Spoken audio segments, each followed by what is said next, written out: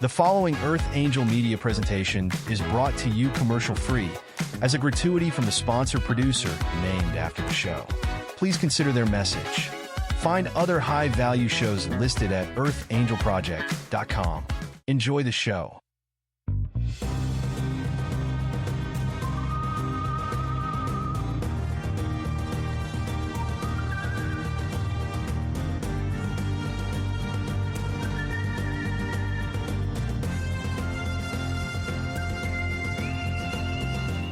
Welcome to Soul Decodes.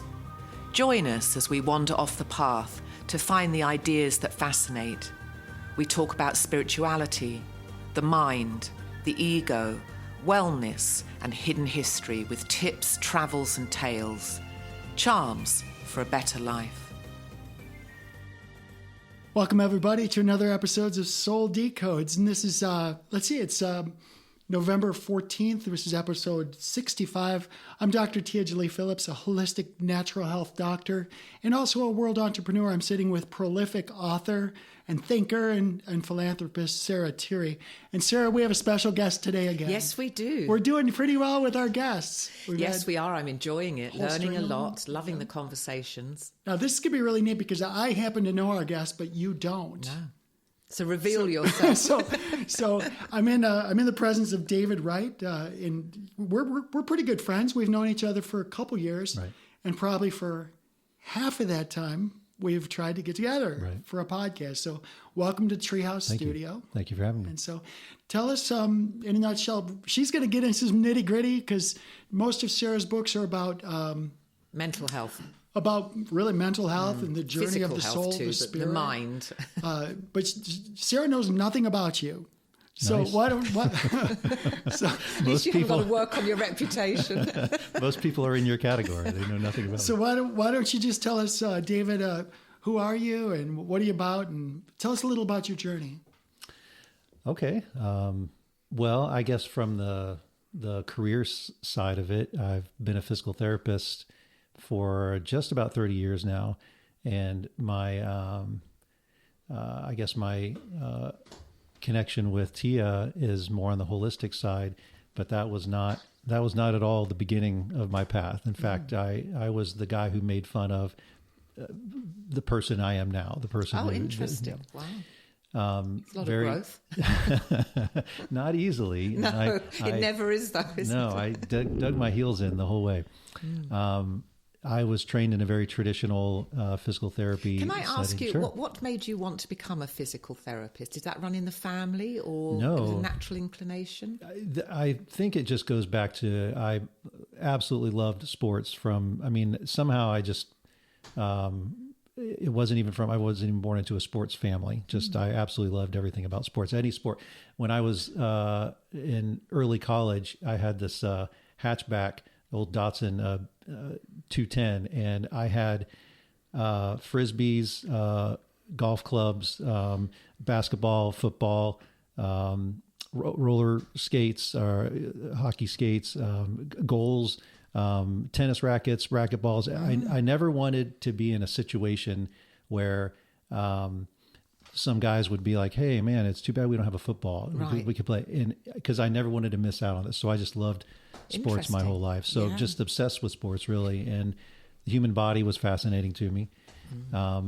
So then there's that difficult age where you got to figure out what you want to do with the rest of your life, making career choices. And I was always really good at things like calculus and geometry and physics. I had that kind of a mind. My dad was an engineer. Right. So I just figured, it'd run the family, but I wasn't necessarily interested in a career path that way. And, but it was much more on the health medical side. And as I started getting into college and doing just basic things like dissection of frogs, cats, and things like that, I was always the top tier of skill set. So I just had great skills with my hands, and I could always touch people. Wow, that's good. So yeah, Yeah, that's kind of grim, though, having to dissect, but that's part of it, learning the anatomy, isn't it? Yeah, didn't feel grim to me. No. It was fascinating. Yeah. It was interesting. Yeah. So there was definitely... And was your dad okay with you making that choice because he had an engineering... he didn't care. He didn't care. So you didn't have to deal with it. Wasn't any of that kind of, you got to follow the family Okay. path. It wasn't like that. Yeah. No, but I knew it was going to be something medical, and it was really, I think, the athletic side of it that got me into the physical therapy side of it. But it was, I liked the body was a machine to me at that time. It's changed. My mindset has changed, but I was really fascinated at how the body functioned and how you could facilitate change and growth and healing and rehabilitation, things like that. Surgery was fascinating to me, but ultimately I decided I liked people interaction where they're awake as opposed to working on a unconscious yes body. Yeah. So it's something you've been doing for 30 years, and you just mentioned that who you were 30 years ago isn't who you are now. So how does it feel now? I mean, because you're a healer and you heal people through physical touch. And I was reading your biography, and there's many modes of healing. Right. And one of the things that I'm very interested in is the mind. And what does that play a role in, as far as you're concerned, with our well-being? Well, it's the space. The consciousness is really the space that we're working in. So I didn't necessarily look at it that way years ago, but it's taken a while to develop the model that I have now. In fact, I say the model. I remember having kind of an epiphany moment where I said, my model is wrong. My model has to change. And it really had to do with after getting into craniosacral therapy. Can you tell us a little bit about that? About craniosacral? Actually, let's go backwards. You went from chiropractic and body mechanics, and then there was this leap to consciousness. Can you fill in the blanks? There's a big gap there. Yeah, there's a little gap there. So just I know you through local networking chamber events and such. But for a person listening, what is it that you do? Some of it might be touch in terms of chiropractic type of things, but in terms of the energy, there's a lot of people I've talked to that have worked with you who there's no touch involved. It's energy. That's right. So maybe you can fill in some of those blanks for us. What was the cranial? The cranial, obviously, your head, isn't it? Craniosacral. Craniosacral. It's a treatment modality. It's not specific to any discipline. I'm a physical therapist, but Tia mentioned chiropractic. Chiropractors can do craniosacral, osteopaths, massage therapists, occupational therapists, nurses. It's not limited. John Upledger is the developer of the curriculum that I studied. And he was an osteopath, and he wanted to create a curriculum that he knew the political world, that once an osteopath develops a treatment design, it now gets labeled and stamped under osteopath, and now you have to be an osteopath it's ours now. He didn't want that to be the case. He recognized what it was, so he wanted it to be available for anybody who had. He recognized that there have to be some laws, and we have to maintain some concept of legality and protect people. So there need to be some regulation of it. But as long as there was you have some sort of medical degree, medical provider licensure, something like that, like I said, massage therapist as well, that it was available. Cranio refers to the head, as you were mentioning. Sacro, or it refers to the sacrum, which is the other end of your spinal column. So the sacrum, coccyx is the other end. Yes, your tailbone. That's right. So those are basically the bookends of the system, the craniosacral system. So the head to tail, so to speak. And he also had a very interesting path, starting more traditional and then got into more alternative things. And it's a very interesting story, which I won't go into details, but he discovered the rhythm by accident assisting in a surgery. And they saw the movement of the dural sheath, which is the outer membrane of that system. And he had not read any documentation that it moves, but they witnessed it moving. So he started his own exploration of how can you follow that movement. And then he developed a theory and a treatment model. It's basically the movement of a fluid that goes around your brain and spinal cord. And that's always taking place, just like your heart is always beating. Your diaphragm is always moving with every breath you take. So the craniosacral rhythm is just an ongoing rhythm. And he developed a curriculum where you could, if you're sensitive enough to palpate that rhythm, then you could monitor that rhythm. And that changed the way that you, at least the way I approached not just the body, but really what it ended up, as Tia said, there was a big jump there, really the universe as a whole. There are rhythms, and I didn't really pay attention to the rhythms and the currents of life. It was more structure, the form of things. Mm-hmm. And I think that's just sort of all of us are raised in a certain way where we pay attention to form, not the essence underneath. And then once you could move on to the other issues that needed your attention. So when you follow the cranial rhythm, it transcends what we were taught were boundaries of systems, like the circulatory system, the skeletal system, the muscular system, the digestive system. The cranial rhythm doesn't stop at the digestive system and not go any further. It's kind of like being out, if you're out in the ocean, the tide is coming in and out. You may not feel it because you're out in the ocean, but you are part of that tidal rhythm. You can't not be. Now, unless you're anchored to the ocean floor. If you're anchored to the ocean floor, the tide is going back and forth, but you're not moving in relation to it anymore. And that's kind of what craniosacral therapy became to me. You can feel this entire rhythm, and anything that is basically stationary, it's a stagnant, non-movement type of pattern. And it's not just a point. So what we were taught in that curriculum is to notice what's not moving in this overall sea of movement. It's the pattern itself of stagnation.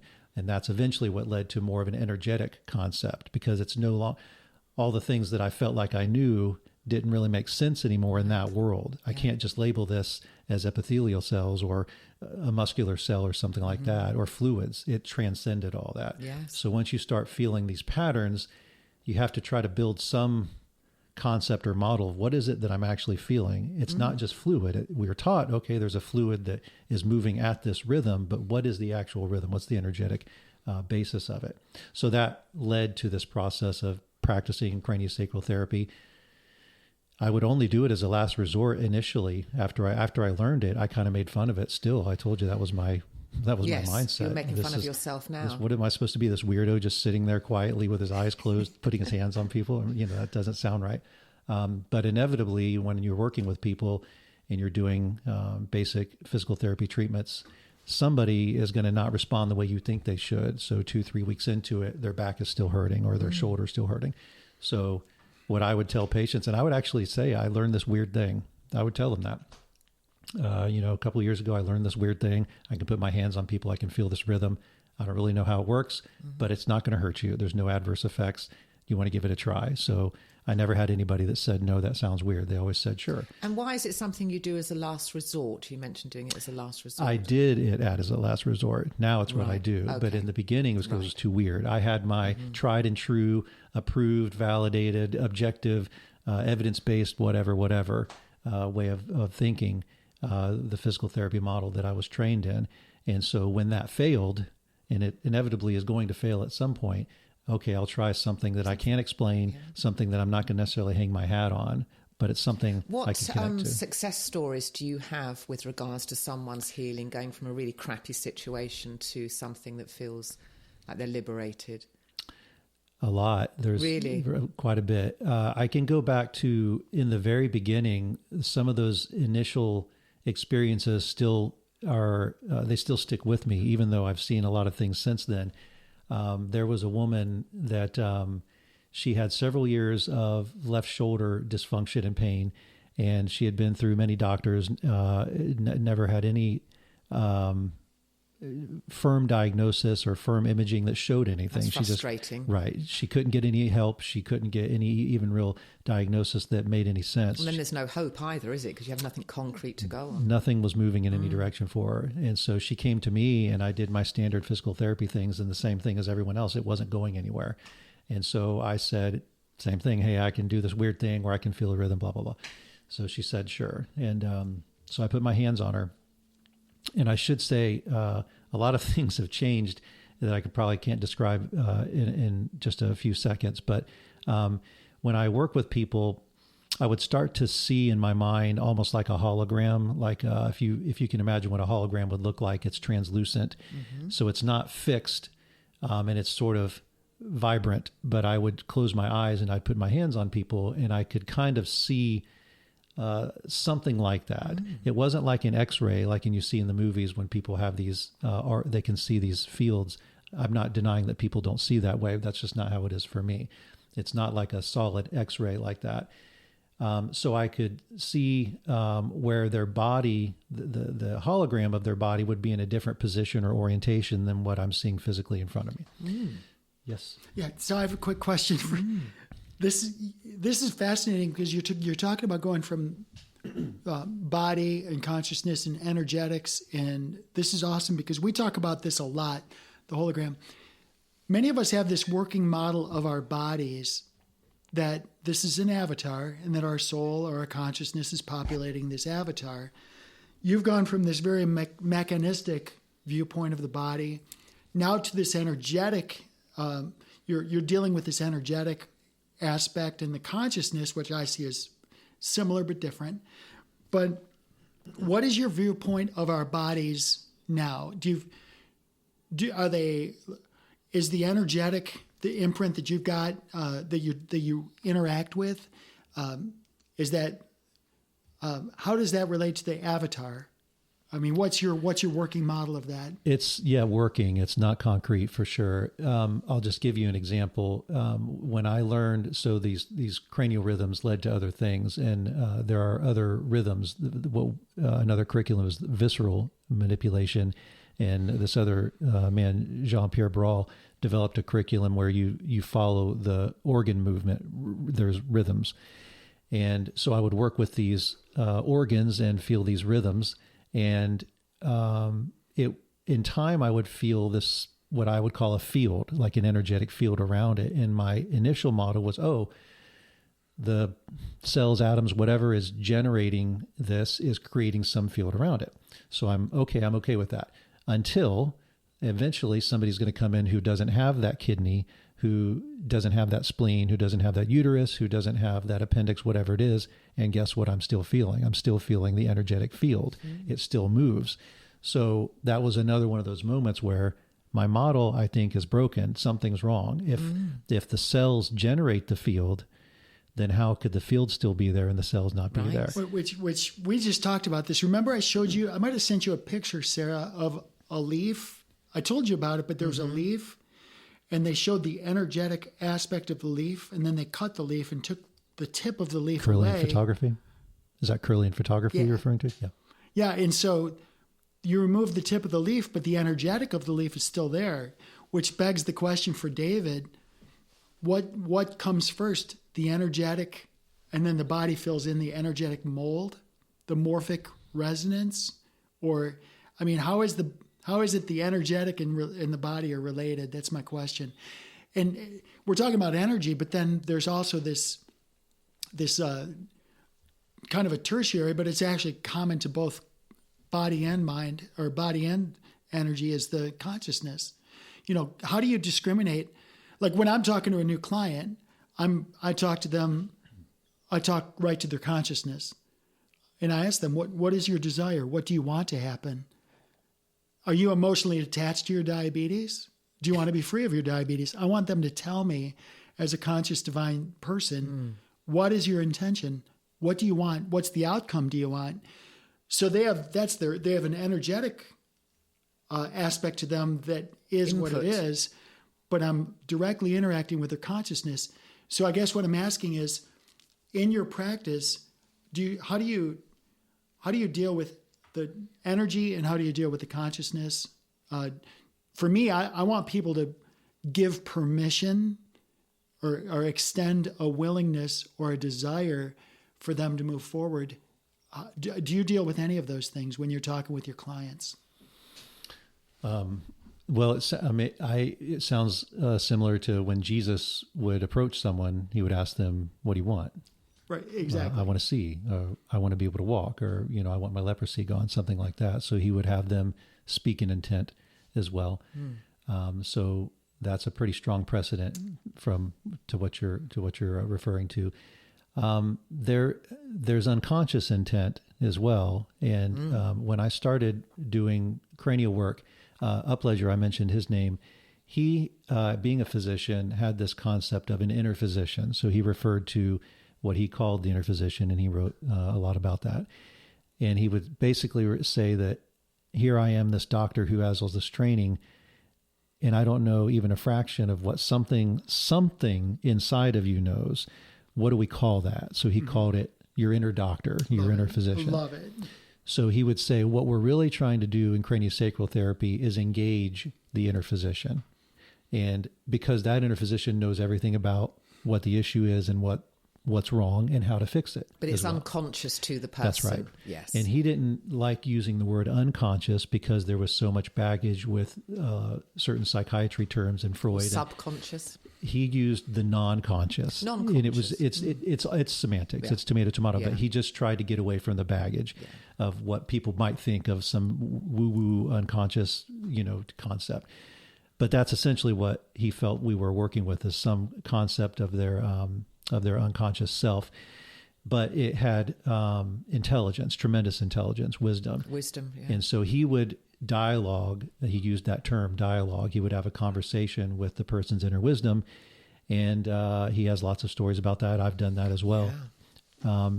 That approach was also weird to me because it sounds all so strange. Oh, I'm afraid this guy's going to hypnotize me and make me cluck like a chicken. It has nothing to do with that. You're simply supporting a rhythm that's stuck, imbalanced. And as you support it, the person goes into a relaxed state. So do you get people in that relaxed state diagnosing their own condition and telling you because they've now got their inner doctor is now out in the open? I think Upledger, being a physician, again, he knew some of the legalities of it. He wouldn't say necessarily diagnosing because that can carry some legal repercussions with it. Exactly. So it's more of a, like you say, pinpointing. This is what's really going on. We don't necessarily have to label it. But yes, so some people would, you'd have this conversation. And by the way, I don't do dialoguing very much at all. I did for a while. It was interesting. Now it's much more just using my hands and awareness. But in the dialoguing approach, he would say something like, let's say I'm working with Tia, and Tia might say, I'm feeling this discomfort in my shoulder, something like that. And the therapist might say something like, oh, and what does this discomfort say? Or something like that. And Tia might say nothing. It's not saying anything. That's like a bitch. That's what it's saying. It could say that. It could say, it's telling me you're a loser or something like that. Yeah. And then all of a sudden, oh, okay. And what does Tia say? And then Tia is now talking to the shoulder, if you want to call it that. Yeah, it sounds a bit woo-woo, but it also sounds quite logical in a way. It's some consciousness, intelligence within Tia that is driving the entire situation. And the therapist is not attempting to lead in any way because there's no fingerprints, no footprints type of concept with it. The therapist gets nothing out of leading or creating impressions. It's simply trying to support a process already taking place within the person. How can we facilitate and support that process because it's stuck? And we're using the cranial rhythm to know what's stuck. This pattern is stuck. Energetically, things aren't moving. And when you feel something release and start moving again, great. Then you know what was stuck isn't stuck anymore. What is the most common stuckness that you come across in terms of this rhythm? There is one way of saying it's all the same. So like if all of a sudden I decide I was going to punch you, as we hear the gunshot. For all you listening, you may not have heard that, but we're up in the Treehouse Studio. It's a beautiful day. The windows are open, and in the backyard we just heard a 30-06 or something go. So right on cue. Right on cue. Wow. If the first time when we met a few minutes ago, I had come down and I went to shake your hand. If I slapped you instead of shaking your hand, that would have completely changed the way you interact with me and maybe everyone else for the rest of your life. Certainly would, yeah. And I don't know how many times I'd have to come and extend my hand and not slap you before you finally stop recoiling from me. You may never stop recoiling from me because you don't know. All you know is that he slapped me that one time. Yes, and I don't trust him enough. Exactly. And it could be forever.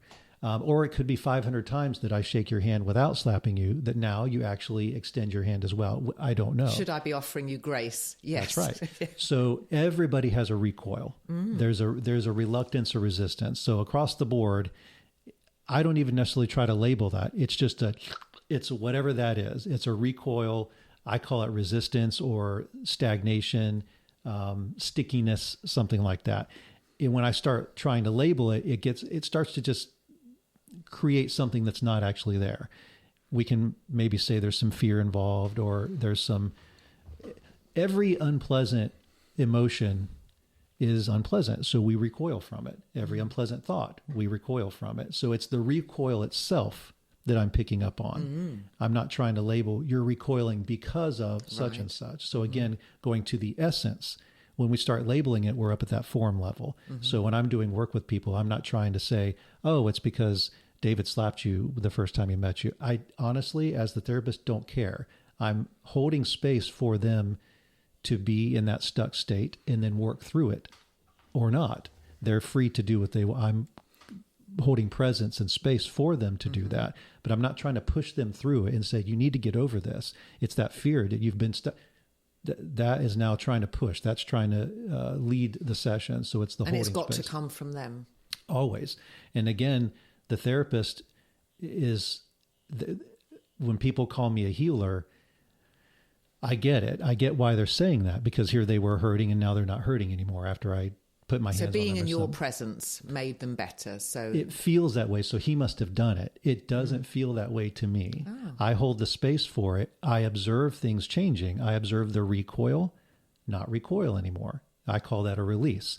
Then I feel something like what I refer to as an unwinding. So you take if there's glue on the ball of yarn and it's stuck in that position, and then you dissolve the glue and all of a sudden it starts unraveling. It's unraveling itself. It's free to unravel. I'll feel that usually after that release takes place, but I'm just holding space for the ball to unravel in its own way. I'm not trying to dictate, oh, it's about time you unraveled. Man, how long is this going to take? Right. It's not like that. Not scolding them. That's right. Or expecting anything. That's the point. It's pure presence. It's acceptance. Oh, this is what this is like. This is what it's like to feel sticky. This is what it's like to have your face slapped when you thought you were going to have a hug. This is what it's like. It's always a state of constant, oh, this is what it's like. This is what it's like. So that's a state of what I call presence and acceptance.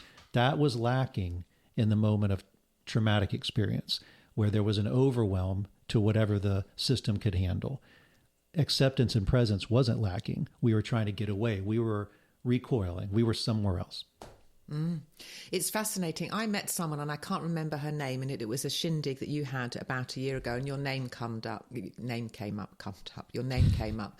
And this person did experience a healing as a result of knowing you, and she talked a lot about it, and you had changed her life. She'd gone from suffering to not suffering.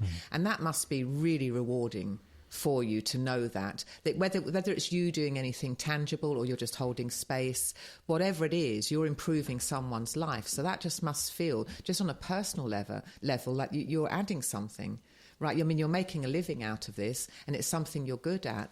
But alleviating someone's suffering is that's great. I truly appreciate that you're not approaching your practice in a reductionist way. I love that you're expanding the coverage of your therapy instead of reducing it. There's so many medical and healers and professionals that are reductionist, and this is their thing. So I just really like that. I want to address the idea of stuckness. You talked about stagnation and stuckness. And this is a universal term, isn't it? That's what it all is. We're all stuck if we're unhealthy. Stuck in, like, what you do and what I do are so complementary. Yeah. It's crazy. I mean, because I speak to the consciousness. You kind of do that. You're more on the energetic side of consciousness. I'm like talking. I have almost no concern about the body. Almost none. I'm going right for the consciousness. I want to know what their conscious intent is. What is your desire? Who are you? Why are you here? How can I help you? Right? I'm going right for the consciousness. So I think it's fascinating to hear you. But that said, I hear you talking about the, we're talking about this communication through or around or via the cerebral spinal fluid. And you and I have talked about the cerebral spinal fluid. What is the purpose of this spine? Is it a lubricant? So this, I'm going to let him cover it, but I just want to ask the question, and then I'll let you address it. So what is, number one, from Sarah's point, what's the purpose of the CSF? From my point, my question would be, as you're feeling people that are stuck, right? They can either be stuck emotionally or stuck energetically. As a holistic doctor, I get people that are stuck because of toxicity. There's no kidding. Their system is so toxic that it can't move forward. And this is where dealing with an energy worker, I mean, this is great because I can see if somebody's stuck, you're working with somebody that's just not breaking free. They're not breaking loose.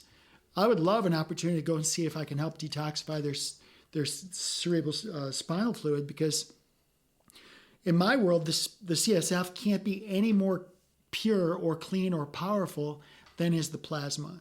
So I work on the plasma to clean up the plasma, because if the blood and the plasma are clear and they're properly functioning, they're properly oxygenated, and they're properly ionized, then that's going to be the best conduit to carry nutrients, to carry electricity, to carry information, right? So my question would be, do you ever perceive in your awareness of their energetic state that the congestion could be the fluid itself, that they're so toxic, their chemistry is so polluted that there's nothing you can do with the consciousness then? It's not really what you're doing or the spinal fluid, or it's not what you're doing or the consciousness or the energy. It's just that they're so toxic, their body, their avatar is so polluted that it can't hold that information or it can't transmit that information. Is this way off track, or do you ever experience I mean, if someone came to you and they were clearly very, very heavy and they were difficulty breathing, would you think there's anything that you're going to be able to do? Because this would be toxicity, wouldn't it? Yeah, so we threw a bunch at you, David, but so basically, what is cerebral spinal fluid? How does it play into what you do? And does the quality of the CSF matter from your world? It matters in my world, but does it? And then what do you do to get a better quality spinal fluid? Well, I'll start with cerebrospinal fluid, and then I'll just say again, that was an entry point for me to where I am now. So there are people that have their own approach, and they might refer to themselves as an energy worker or a healer or a therapist, and they may never have learned craniosacral therapy. So I would never say that craniosacral therapy is the answer. It was my entry. I tell people, when you plug into your computer, there's an internet there, and you might think that your computer is the source of all this information, and it's just interfacing. So craniosacral therapy was a beginning for me, and it was the introduction of movement beneath. Who pays attention to the space that we're in? Most people don't. We pay attention to the form. And so craniosacral therapy was a introduction to paying attention more of the space or the movement itself. Cerebrospinal fluid is the basis of that. So cerebrospinal fluid is this specialized fluid that doesn't exist anywhere in the body except within your central nervous system. And it's created through a filtration system. Certain cells are designed to take blood, and blood would be damaging to your central nervous system if it was in its unfiltered state. Okay. So that's why you have this thing called the blood-brain barrier, which is a membrane system made of cells that filter. So they don't let blood into the central nervous system. And then there are a group of specialized cells that are called the choroid plexus that take that blood and then filter it and turn it into this magical fluid. So it's basically blood. It's just a filtered type of blood. And you're absolutely right when you said, does it make it, I think you said a lubricant. That is part of it. It has several functions. One is a shock absorption system. It does create a lubricant. It also carries nutrients. It carries waste out of it. So there's multiple functions of it. When I started working with the cranial system, I had never felt anything like that before. Had I started with the visceral system, I would be talking about how the visceral system is what got me into this new pathway. When I started feeling the cranial rhythm, it led me to look differently, so to speak, listen differently to the body. That's when I started noticing other rhythms, other currents, other frequencies.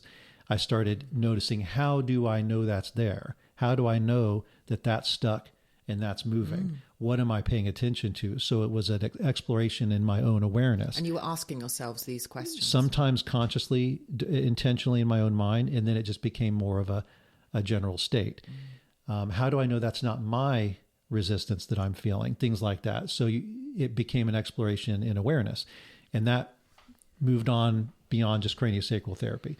So as far as cerebrospinal fluid goes, I don't look at it as any more important than plasma or blood. But it's the basis of it is blood, so you'd have to have healthy blood to have healthy spinal fluid. Unless this filtration system is so impeccable that it can take shitty blood and turn it into something that's workable. Our filtration system is greater than we're alive, and that speaks to how great our filtration system is, because as Tia said, we're immersed in toxicity, so we somehow survive all that. But as Tia was talking about a little while ago, going from, instead of reduction, it's more expansion.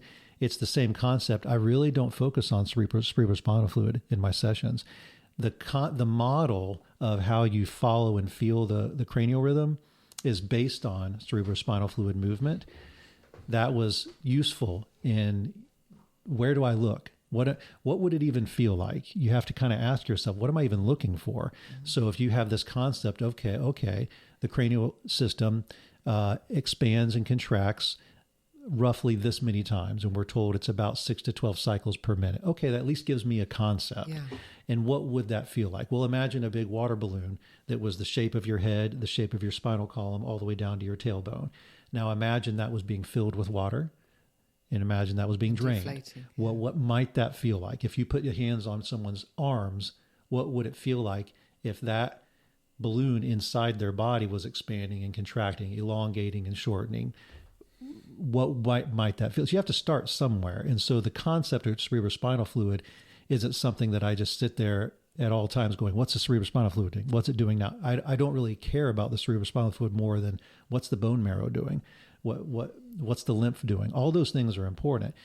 I still go back to movement and non-movement, and that's more of an energetic awareness that started somewhere. But remember, I had a background already in what do joints feel like? What does connective tissue feel like? I had a very mechanical and anatomical, physiological based physical therapy background. So I know what fascia feels like. I know what healthy joints, I know what an infeel is like if it's healthy and not healthy. There's a spring, there's a rigid block, something like that. So you take that background and then you throw craniosacral concepts into it, and it's going to be a little different than someone has not necessarily the hands-on approach.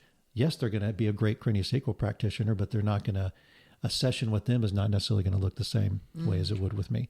Yeah. So when I'm working on someone, I'm actually not paying attention specifically to the fluid and how can I clean this up. It's where is there stagnation, and I will be led there. It's a and this pull. is with your eyes closed, seeing this hologram that you're seeing on the back of your eyelids.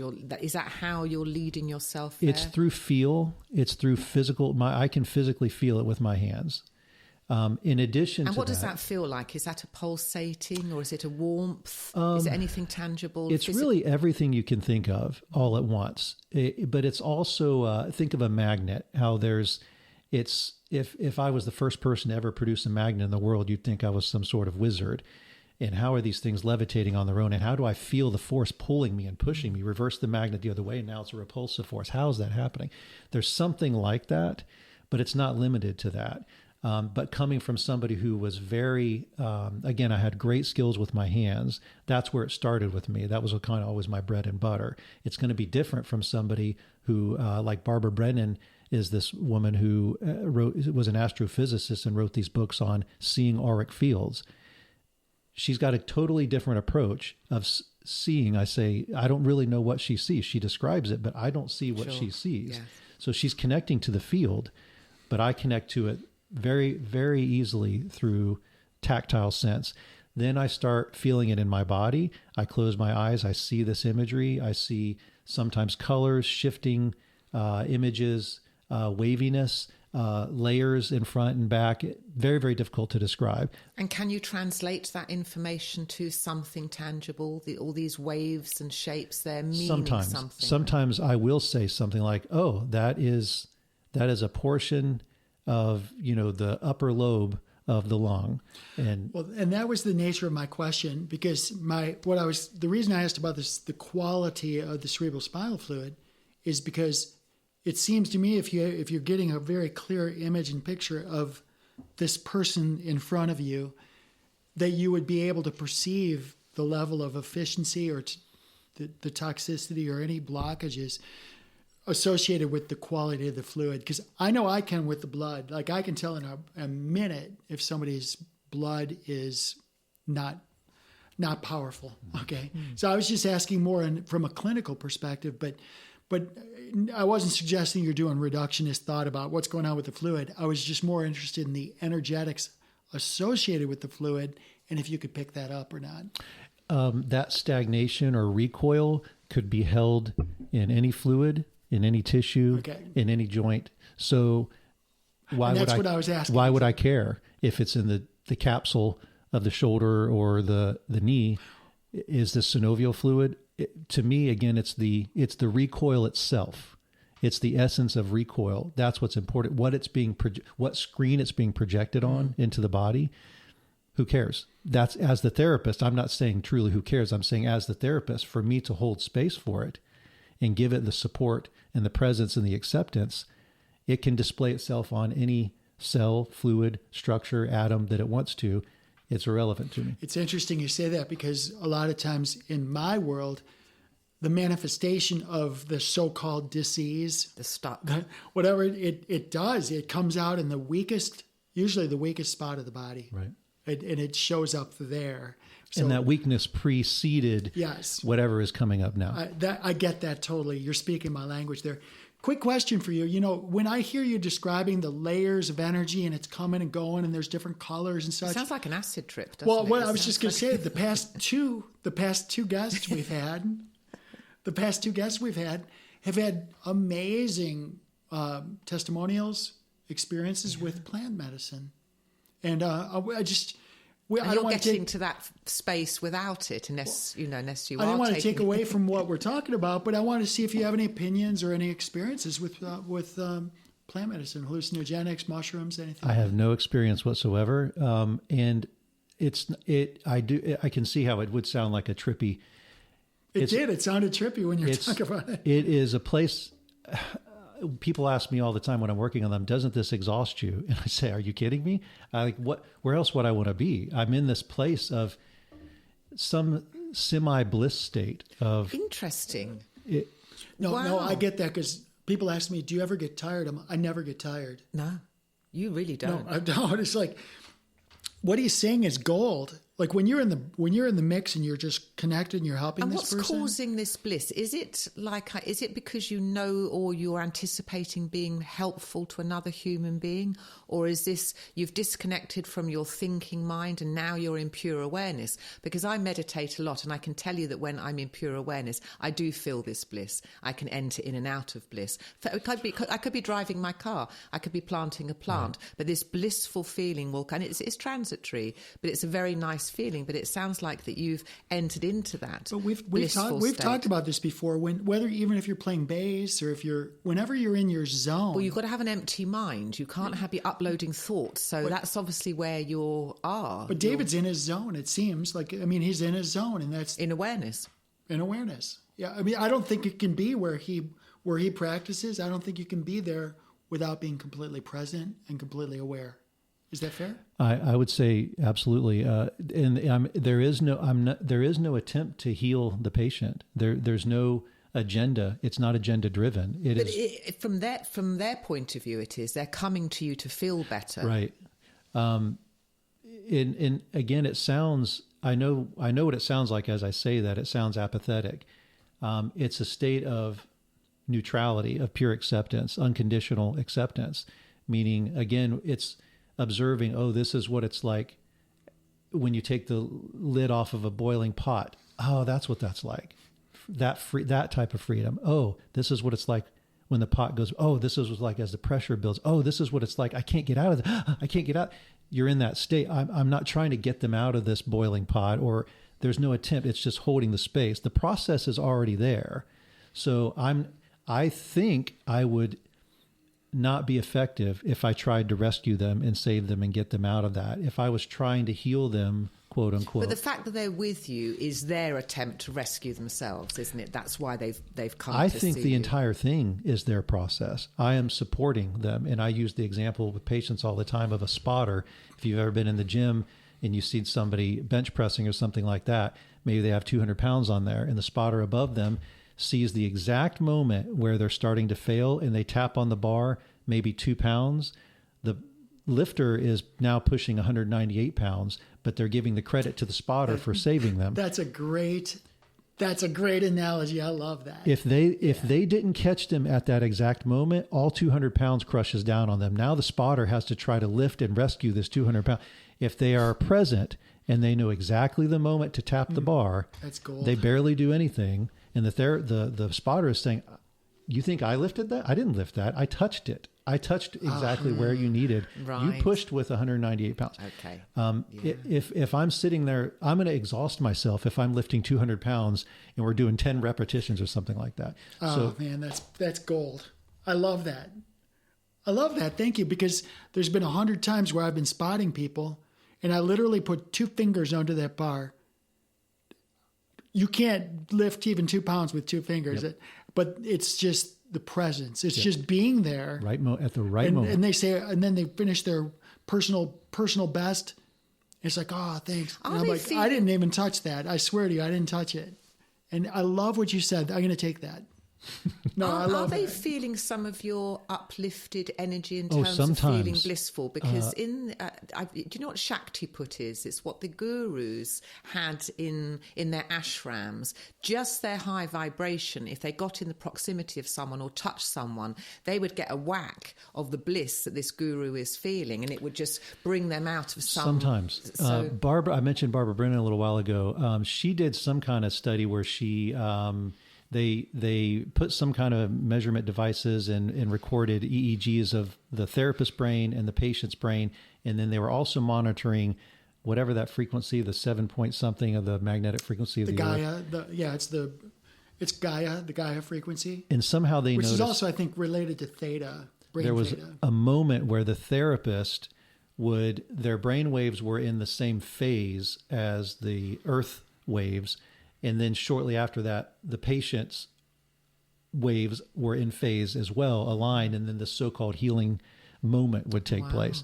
I'm not saying that's always what happens, but I felt like I understood something about what she's talking about, because I'll experience something and then the patient will go something like that. And maybe no words need to be expressed. Sometimes, I mentioned teasing you before, maybe the crying starts, something like that.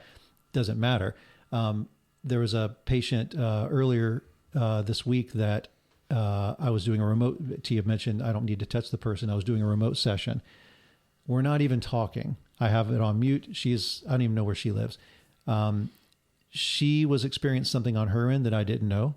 I felt a shift, and this stuck resistance pattern that was in what we call the fourth energy center around the chest area and into the throat.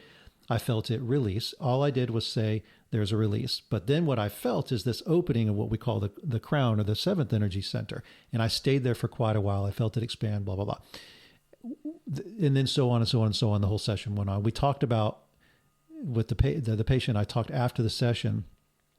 Without me telling her what I experienced, she described, she had difficulty getting through telling me. She's broke down multiple times because she felt that it was in the presence of God, in the presence of Jesus. Now that means something to her. People who are not Christians, I don't even know if she's a Christian. Maybe she's not. It meant something to her. Every time she tried to say it, we had to wait several minutes for her to finish crying because it was so deeply. I had no idea that was going on. All I did was feel the energy that was stuck. It could not move up through the body. And when it did, it opened up and created its own. I didn't open it. I just observed it opening, and I held the space for that to happen. Remotely, didn't touch her. another patient that I did remotely, I feel the same type of stuff. We talked afterwards, and she laughs because she's had transformation in her life. She was debilitated for many years. She's back to working. She loves it. She never feels anything. So after the session, I said, "Did you notice anything this time?" She said, "I didn't, but I'm glad you did." And she jokes about that. And I said, "You don't have to. That's why you pay me to support you, because you can't feel it." She doesn't feel anything in any session ever. And yet she has made, her entire family can't believe what a change it's been in her life. Yeah. So there's never been an aha moment with her where she's come off the table, I saw God. And yet there's this other woman that I had no idea she was even experiencing it.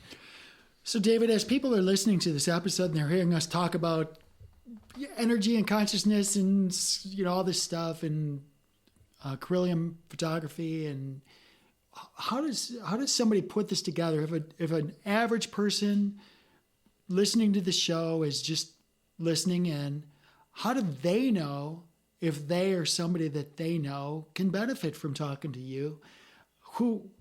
How does somebody know to find somebody like you? I mean, do they have to be at the end of their chain and say, "Okay, I've tried everything for my darn shoulder, I'm going to go see David"? I mean, probably.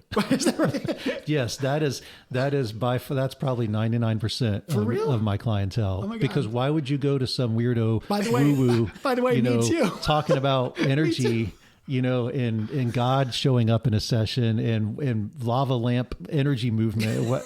Why would you go to a person like that? No, I love that. No, I appreciate that, because I have the same thing. People call me, they're like, they're at the weirdest spot in their life, and they feel like there's no other option but to call a holistic doctor. But with you, you bounce it back to them, because you say that you're totally capable of healing yourself. Well, no, I don't say those words. But you know that they have to do that. This cannot come from me. There's nothing I'm going to be able to do. It's all got to come from you. This is very much what I tell people is like, okay, listen. You've got pieces of the puzzle. I've got pieces of the puzzle. We have to collaborate and work together. I'm going to share things with you. You're going to share things with me. And together we're going to figure this out. So I've got people now that are having problems getting pregnant. I've got 3 women right now that want to clean themselves up to get pregnant. The physiological body part of that is not always the problem. But talking to somebody like David, getting them past themselves or getting that blockage, that I'm visualizing just a conversation with him. Truthfully, some of them are toxic and we need to clean things up. I mean, that's part of it. But I can see different groups of people that would be very receptive to this type of work, So when people on their last legs come to you because they're desperate, this is going to sound correct, like a conversion rate, is your presence of benefit to most of the people you see, or are there some people who are just beyond any type of help? They might want it, but you can't reach them in any way. I started to say it's beneficial to everyone to an extent, but if a person doesn't even want to participate, they don't want to even show up for a session. They wouldn't be with you otherwise. That's right. They must have some impetus to want to heal. They would have to at least show up for the session, and that already indicates that there's some willingness there. I feel something with every person I work with. There's no doubt in my mind. I remember when you were asking me about some of the profound stories, and I said there's still some that stand out with me. One of the first sessions I ever had when I introduced this woo-woo weird stuff, that's how I felt about it. I told the guy, he had this, do you remember RSD? They used to call it reflex sympathetic dystrophy. They don't call it that anymore. He had a condition that is not easily treatable, and he had hurt himself at work, and I wasn't helping him doing my traditional physical therapy stuff. And I just said, listen, I can do this weird thing, or I can feel, energy. I can put my hands on it. He's like, all right, let's do it. Nothing else has helped him. And he's been in a work comp for a long time. I put my hands on it. I see this image where his arm, this is his ankle, by the way, that's not recovering. And I touch him and I see his body with his arm sort of cocked up like this. I'm like, oh, what is this guy going to think if I start working on his shoulder? This is, I can't, I hate this. So but I go you up can't there. ignore what you're seeing. I'm either, seeing can it. you? It's real in my mind. So Yeah. I go and I put my hands and I start supporting his arm. In his arm, it feels to me like a magnetic force is pulling his arm to this state. Patients usually think I'm moving the arm, but after they get a little more sensitive to it, they start to go, wow, you're really not moving it, because they can feel, especially if I'm touching their leg and their arm starts moving. But his arm gets up here and he looks sort of like he's looking through, he's laying on his back on the treatment table, kind of like he's looking through space. He just gets into this weird state and he says, I was carrying the hose. Like, I don't know what he's talking about, but he was this one of these yard guys that kill weeds or spray for whatever. So he had stepped in a hole and rolled his ankle, but his arm, the position that we got his arm into, that was part of this traumatic moment for him. I had no idea. I didn't even know his mechanism. But he went into some state. I don't really know what happened with him afterwards, because I didn't get to keep treating him, and he probably thought this whole thing was really weird. But I can tell you from what I know after years of doing this, that was an unlocking of that stagnation process. And I don't know how much better he got. I'll never know. But I believe he probably began a process of moving through whatever he couldn't move through before. And maybe it was a complete healing of, maybe that's the one thing he needed, and it may have taken a few weeks to recover. Maybe he was better by the end of the day. I really don't know. But that's an example of, even if they don't come back, or even if I never see them again, I know something happened. I felt it really. It's not just that I felt it stuck, I felt it release. So on my end, having You've got worked the confirmation. for me, I have. Now they, like the lady I spoke to on the phone, that she says she never feels anything.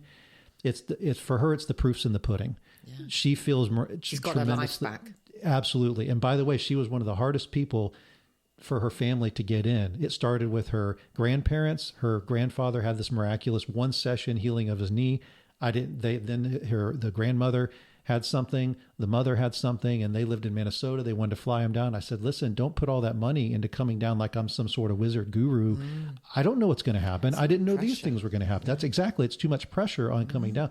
Eventually, they convinced her to do it. She thought it was the weirdest, stupidest thing. So even someone with that much reluctance still had a life-changing experience. I think, again, she was willing to show up. And I felt a release. Things started moving. So they wouldn't show up, I think, if there wasn't any willingness whatsoever. Yeah. So, David, backing away from the immediacy of the clinical experiences you have with these people, so this is one-on-one stuff, like really intense, very focused. Backing away from that, looking at the world around us, I mean, Sarah and I, we feel the shift. We feel energetic changes in the world around us. I perceive on multiple levels just energetic shifts in the world. Where do you see this type of energy healing, past, present, future? Like, where are we going? Where are we on the trajectory? Do you see it being more and more welcomed, or do you think more people are looking for it, or are they going to just not know until they're blindsided, and then, like, do you see more people becoming aware of this type of modality? Well, 200 years ago, I would already be burned. You guys would be next for even having this conversation with me. We burned too. I've been burned. So it's obvious we're more open. And welcoming of this conversation. I listen to audiobooks all the time. I don't even know how many thousands of stories and books there are of people telling their story. And, this was my intraday, and I had this experience, and then now I practice energy medicine, or now I teach people meditation. There's an endless parade of those stories. It's probably like that tapestry concept. These are all points of some huge tapestry, and the tapestry is being built in some way. It's obvious we're moving in a direction. I don't know if you're familiar, probably you are, with Bruce Lipton's stuff. Yeah. His concept of consciousness driven. The way things are evolving is consciousness driven. Sure. And the biology of belief. Exactly. Yeah. So you have a single cell organism in competition with others, and they find that cooperating works better. Mm-hmm. And all of a sudden they're a larger, more complex organism, all sacrificing their own individual needs because their chances of survival are better if they work together. So there's this change, and then but that's consciousness driven. What would drive cells to work together? What would drive people to work together? If I don't like you and I'd rather compete with you, there's not going to be a change there, but something drives me to want to cooperate with you. And now we're a clan, now we're a tribe, now we're a nation. So what's next for you? Right now it's just you in your office, or do you have a staff? I mean, how many people are in your clinic? Oh, well, when I realized what I could do and I wanted to go in private practice, it was such a transformation. What I was seeing with patients, they would describe diseases going away, changes in their life that I didn't even necessarily know that they had. In fact, I remember the difficulty I had saying, but there's no way that could have happened because I didn't know. I didn't intentionally heal that. I don't know what you're talking about. That couldn't have been me. Once I realized what was happening and I knew I had this ability to feel what I feel, I wanted to go into private practice. And my initial plan was how many therapists would line up to be able to do this. I mean, there are probably 100 therapists ready at the drop of a hat to move out of their traditional physical therapy role because they're probably experiencing the same thing. And they can't wait to have a platform where they can just go be themselves, treat freely, let the energy guide them. This is going to be amazing. And you're experiencing bliss yourself when you're doing That's correct. This. I use the example of if I gave you a puppy as a gift, I had to carry the puppy for a little while to you. So I got that experience, the bliss of enjoying the puppy. It wasn't mine. I gave it to you. It's something similar where you're experiencing the same sort of blissful state. I thought therapists are going to want to do this. So I know what I'll do. I won't just be self-employed as a sole proprietor. I'll incorporate because I want to be able to have a corporation where I can have probably 20 therapists. I didn't even want to own a therapy practice. I just wanted to create a platform where therapists could do this. I started sending out, I remember I looked at the Florida physical therapy, the health department's list of all the therapists in Florida. I sent paper snail mails out to every therapist that was licensed in Florida saying, if you are becoming more of a holistic therapist, you're into this, and this, and you want to have a platform to do that and treat freely, it's not one response. And it started to become more and more that I realized that I don't think it's going to work the way that I thought it was. Is that something you still want to do? I mean, no, I don't care. No, it's almost like the same approach that it's not apathy. You would do it if it presented itself, I would think you would do it because it was a desire, right? I would hold space and allow it. Yeah, that's what I mean, hold space, yeah. And but it is in the beginning, I thought this is going to happen. This would be a great thing for the world. It really is sort of irrelevant to me now. I enjoy treating as an individual, and it also saves a lot of headaches. I don't have to manage anything. So no, my goals are just to stay a sole provider until I can't do it anymore. Got it. Now, Sarah's a prolific author. She writes children's books. She writes adult books. A lot about spirituality, consciousness. Sarah, based on what we covered today, what questions do you have that we haven't asked already? Have you outside of medicine and healing had any psychic tendencies? Intuitions, knowings that have come and you don't know how you've arrived at those answers? I can't. I'm trying to think of any specifics. I think everyone has that. They just don't necessarily pay attention to it or, bring it up in conversation. But I know things like that come up in my office, people that are reluctant to even ascribe anything to what I'm doing in the beginning. Within a few sessions, they want to tell me about some alien experience or something that they've never been able to talk to anybody about. But now they realize everything's on the table. I mean, might as well. This guy's as weird as they get. Yeah, he's not going to be offended. Now my freak can come out. Exactly. Time to let it fly. Yeah. So I think everybody has intuitions and premonitions. In dreams and imagery, I work with that. Imagery comes up for patients frequently. It comes up for me a lot. To me, it's just, again, what is in the field. And it's taking some form. So premonitions, I believe, probably are something similar, that you're simply accessing information in the field of consciousness. It's all stored there, and people access it differently. A lot of patients have referred to me as psychic over the years. I don't like the stigma of that. It sounds like I've got a crystal ball or something like that. But when you can say it's reading. If I never knew how to read the English language, it would seem like magic if I'm looking at this paper and I'm telling you things that someone thought 10 years ago, and now I'm recalling. I'm just reading. So if you know how to read the field, that's all you're doing. There's information that's stored there. So I think everyone is reading the field. They're reading it in their way. They're accessing the information in their own way. You might call it psychic, and they're seeing things that I don't see. It doesn't make it wrong. They've learned how to read in a different way, but they may not read what I can read. Right. It's all information available. Now, I write a lot about the mind. So in terms of, for me, I would say a healthy mind is the crux of everything. How do you feel about that statement? Healthy thought life, healthy attitude towards self, thinking. I wrote a book called The Mirror World, and I talk about the propensity that I had for thoughts uploading in my mind that I didn't want there. They were stagnant thoughts. They'd be part of the future, part of the past I can't change, an argument I'd have with my husband. And I realised I just had this whole thought system that was a default setting running itself. And so I learned through meditation and mindfulness to be able to get that out of my mind and just live in awareness.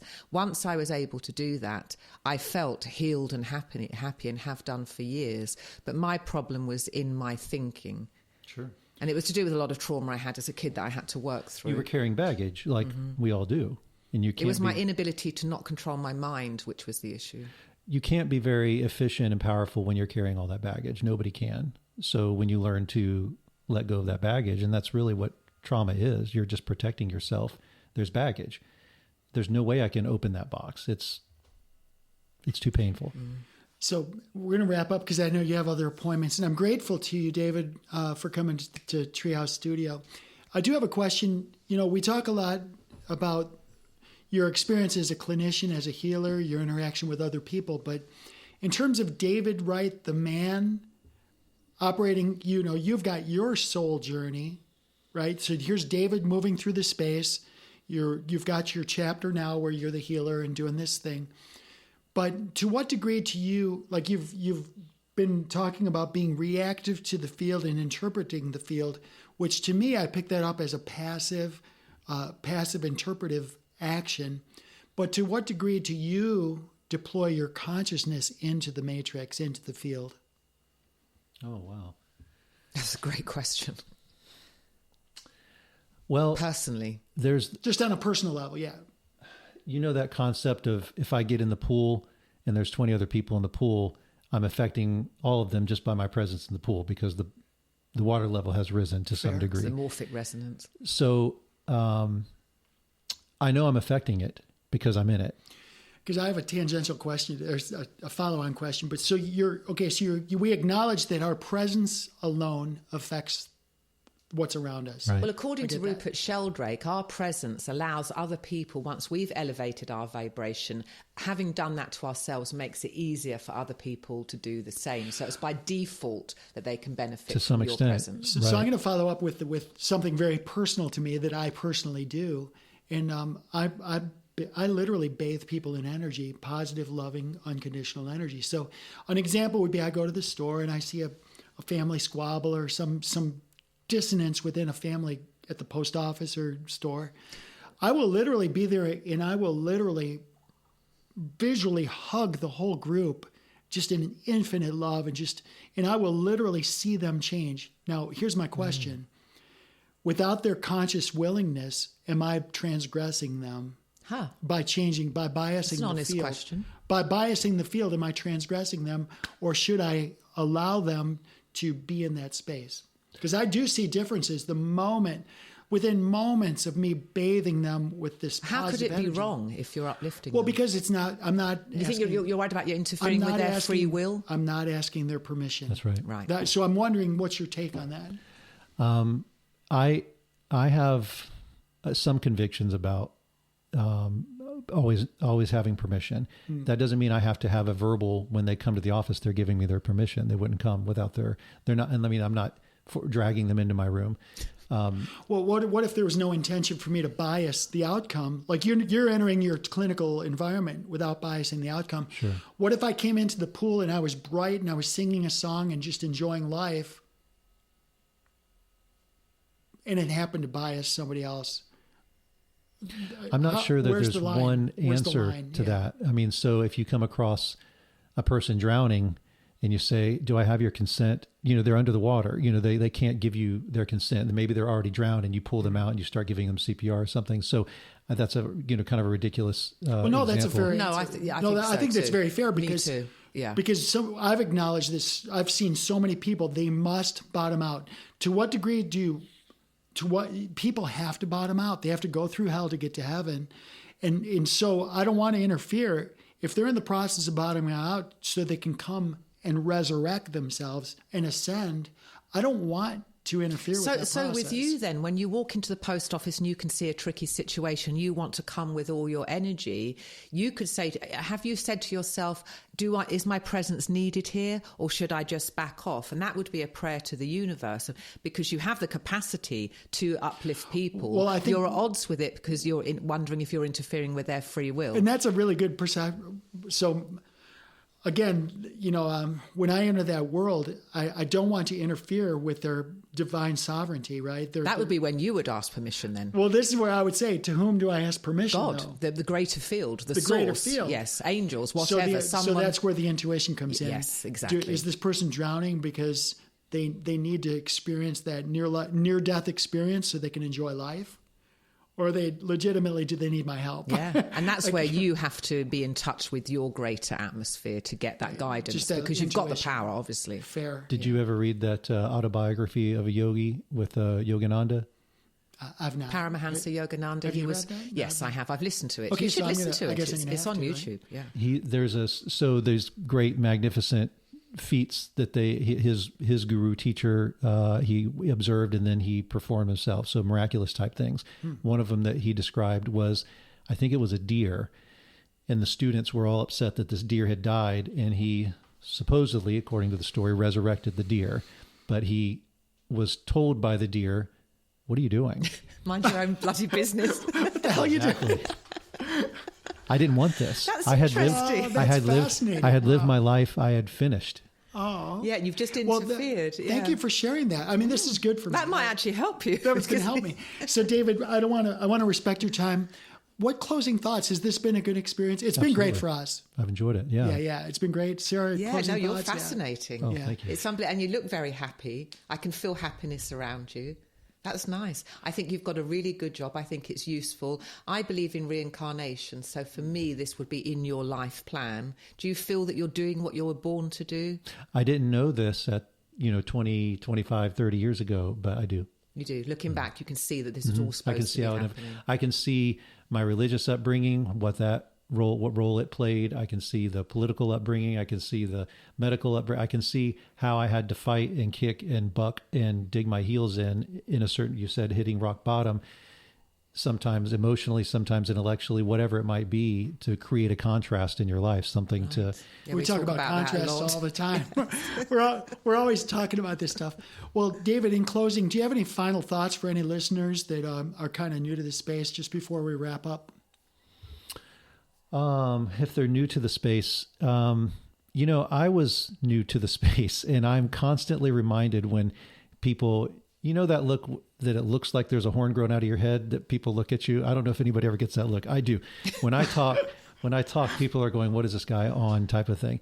I'm used to that. And I always remind myself, I was them looking at the guys like me. Right. And so I know I can be... You're not a hypocrite. Absolutely. I know what it's like to look at people talking that way. And in some ways, I believe part of my purpose, you mentioned, I think it's kind of being a bridge, because I can see what it was like. And you're talking to a pretty rational, logical, concrete thinker who now is Mr. Cosmic Woo-woo. Joke was played on Dr. him. Woo. You have to let go of that in order to experience what this gift or what this skill is. And you can't use your training in all this knowledge. It doesn't help in that arena. So I know what it's like for people that are very new to that. I'm telling you, I made fun of it. I'm not proud of it, but that was my background. I understand now what I was doing. I was afraid of it and things like that. So over time, you got over that. That's right. Other people over time can get but over that. I wasn't raised, I wasn't called Moonflower. I wasn't it wasn't like that. We can start that. So I know what it's like to have come from an extremely fundamental conservative type of upbringing, and then experience for yourself, no one else. You're alone. You're experiencing on your own. You can't deny. It's one thing if someone tells these stories. I've read all these books and I've read all these stories. They're all cool. I'm on the front line of this. I can't deny so I realize now what it's like to be like that. Yeah. So for people that are, so you can relate to these people. If they're getting their feet wet and you're making fun of all this and you're like, I'm not going to be one of those weirdos. I get it completely. You are preaching to the choir. I tell people when they look at me a certain way, some people, they look at me like I'm wearing a white robe and I'm floating above them, and that's inappropriate as well. I tell them, I'm just as sick as you are in the hospital bed beside you. I'm trying to reach over and pull your cover up for you, but I'm telling you, I'm struggling with the same stuff. So for people that are just not so sure, is that real? Is that what? That's okay. I mean, you don't have to become something. You don't have to fight. You don't have to follow my path. You don't have to, it's your path. It'll unfold in your way, in its time. And you don't have to become a therapist, and you don't have to become a meditator. It will unfold in its way. When people are, that whole, when the student is ready, the teacher appears, and the teacher is ready, the student appears, vice, it'll happen. Yeah. So very relaxed approach to it. Yeah, this is very, very good. David, thanks for coming to the Treehouse and Thank interview. you. It's been a long time. I've wanted to have you as a guest for so long. Thank you for your persistence. Oh, you're welcome. Yeah. How do people get a hold of you? Oh, you mean for a session? Yeah, if they have questions or if they want a session, or do you have a website? I do. It's Pain-Free Physical Therapy. When I started my practice... Is that .com? .com, okay. It is. When I started my practice, one of my patients, I used to bark at my patients all the time when I did traditional physical therapy, pain-free range of motion only, pain-free range of motion only, pain-free. I wanted them to hear when they were in bed at night, pain-free, that guy. And one of my patients said, if you ever open your own practice and go into private practice, I know what the name of your company should be. I said, give it to me. And she said, Pain-Free Physical Therapy. And I said, it's like a little angel talking to you. I like it. So Pain-Free Physical Therapy. And you have a contact form. They can just fill out the form. If they go to painfreephysicaltherapy.com, there's a phone number, there's email, there's my schedule. They can click on my schedule if they just want to go right to scheduling appointment. That's awesome. And I'll put your links in the show notes. Sarah, anything else for our people? No, I just want to thank you for coming on. I've really enjoyed talking to you. And I like your approach. It's very, what will be with, you're not forcing anything. I believe that everyone is going to make it eventually. They have to go through their traumas and dramas, hit rock bottom and come out of it. You're there for them, or if they need to stay in it, then that's fine with you as well. You don't have any agenda, and that's what's very, interesting very nice. Is they don't stay in it. When you have that agenda to hold space, they move through it. That's what's fascinating about it. If you're trying to push them, they don't. But you're exactly right. Yeah, it's lovely. It's charming. Ladies and gentlemen, David Wright, thanks again for coming. Thank you. You're listening to Soul Decodes, and please, if you found something beneficial, please share it with others. I think there's some really good nuggets here. Yes, me too. And please share it with others. The reason we're growing is because people like you are sharing it. Thanks. We really appreciate y'all doing that. And have a great day. We'll see you next week. Bye, everyone.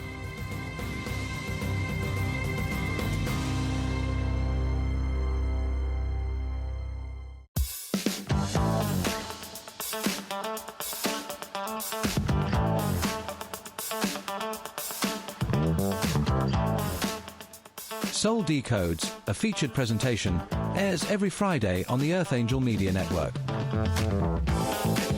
This episode of Soul Decodes is sponsored and produced by Live Pure. Optimize your life by taking your health to the next level. Listen now to learn how Live Pure will make your world better.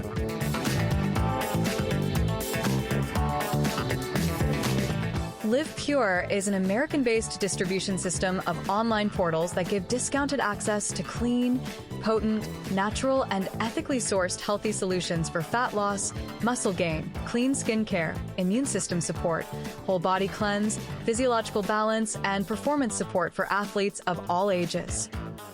Live Pure handpicks the best products and nutrients from world-class companies, always adding to their quickly growing wellness lineup that now includes Korean skincare, no-injection weight loss alternatives, medical-grade nutraceuticals listed in the physician's desk reference, and healthy coffee that rivals the world's best, but for only about $1 per cup. Soul Decodes listeners looking for youth, beauty, and better health can get wholesale pricing by visiting livepure.com/gateway and signing up for free as a preferred customer. Content creators, influencers, and virtual entrepreneurs looking for passive cash flows from emerging markets can profit from Live Pure's state-of-the-industry affiliate program, which provides up to 7 different payment vectors. Content creators aligned with Live Pure and Earth Angel Media will enjoy massive co-marketing benefits, including a personally branded website. Sign up as an affiliate brand partner at livepure.biz/gateway or drop us a note at earthangelproject.com. Check out the show notes for more details.